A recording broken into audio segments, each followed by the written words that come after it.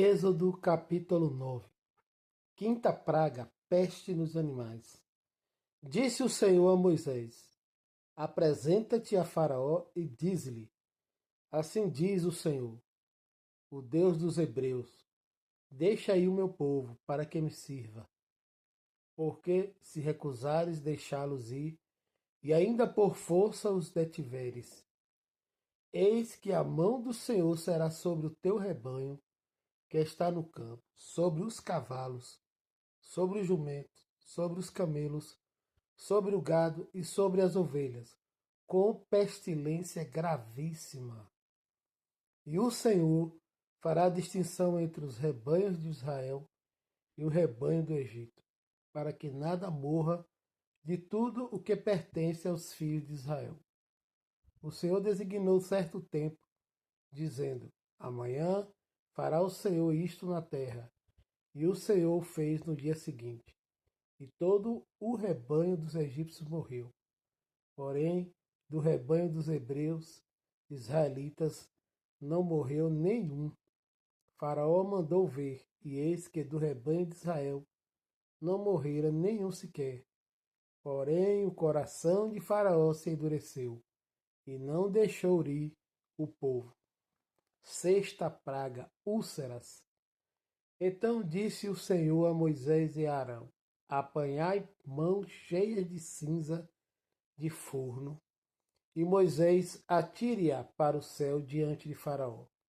Ela se tornará em pó miúdo sobre toda a terra do Egito, e se tornará em tumores que se arrebentem em úlceras nos homens e nos animais, por toda a terra do Egito. Eles tomaram cinza de forno e se apresentaram a Faraó. Moisés atirou-a para o céu, e ela se tornou em tumores que se arrebentavam em úlceras nos homens e nos animais, de maneira que os magos não podiam permanecer diante de Moisés, por causa dos tumores, porque havia tumores nos magos e em todos os egípcios. Porém o Senhor endureceu o coração de Faraó, e este não os viu, como o Senhor tinha dito a Moisés. Sétima praga, chuva de pedras. Disse o Senhor a Moisés: Levanta-te pela manhã cedo, apresenta-te a Faraó e diz-lhe: Assim diz o Senhor, o Deus dos Hebreus: Deixai ir o meu povo para que me sirva, pois esta vez enviarei todas as minhas pragas sobre o teu coração e sobre os teus oficiais e sobre o teu povo, para que saibas que não há quem me seja semelhante em toda a terra.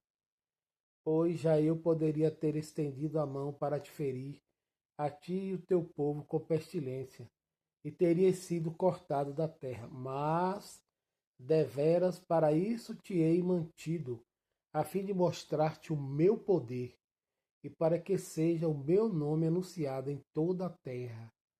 Ainda te levantas contra o meu povo, para não deixá-lo ir? Eis que amanhã, por este tempo, farei cair muito grave chuva de pedras, como nunca houve no Egito, desde o dia em que foi fundado até hoje.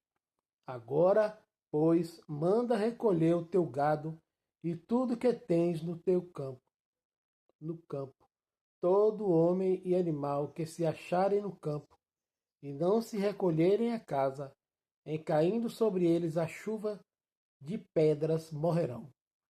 Quem dos oficiais de Faraó temia a palavra do Senhor fez fugir os seus servos e o seu gado para as casas. Aquele, porém, que não se importava com a palavra do Senhor, deixou ficar no campo os seus servos e o seu gado.